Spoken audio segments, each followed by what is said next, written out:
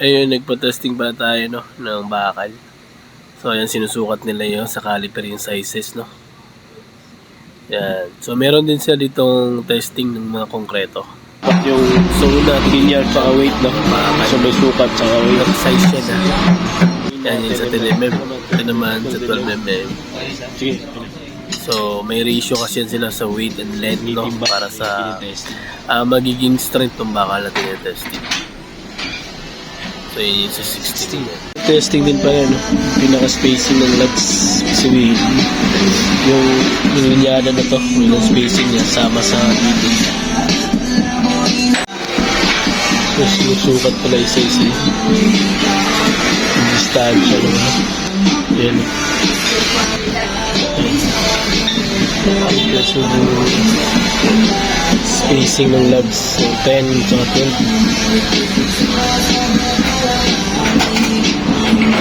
Bilang. Pwede naman daw mag-video. Yung testing ng tanong.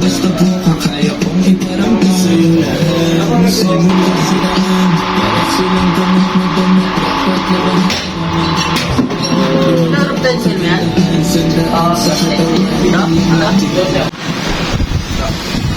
Siya rin sa 12mm.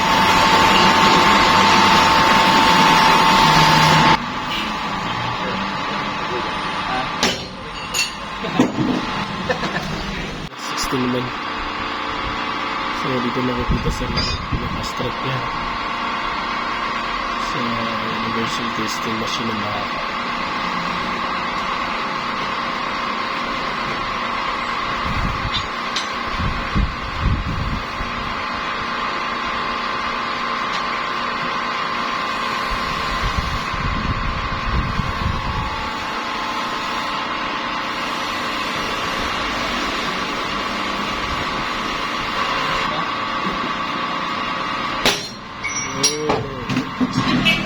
Yung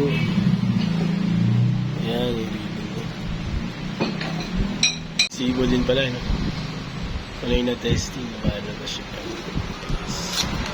yung pinaka-type. Yan sir yung ano, yield visa.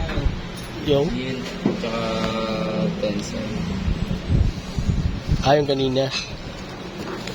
Sige, ito yung sa 16 lang kanina, no? Sige, sige. So, bending. 16 yung nauna, no?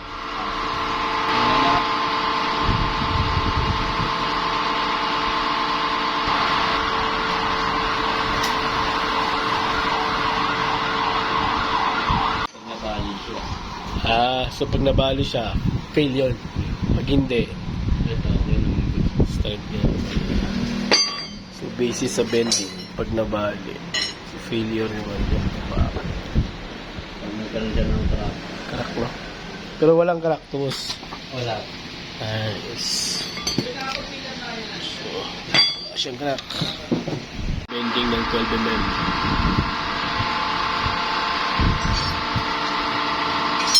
So yung bending pala sa testing lang, no, for physical. Pag walang crack, yun, no? Ayun, wala naman, no? Wala naman crack. So pag may crack, yan. Masada yan. So kaya dalawa yung sample. Isa sa bending, isa sa tensile. Ito naman sir sa tanimim. Natin ko. Nagka-crack na siya. Mapit na yung pinaka-maximum na ano.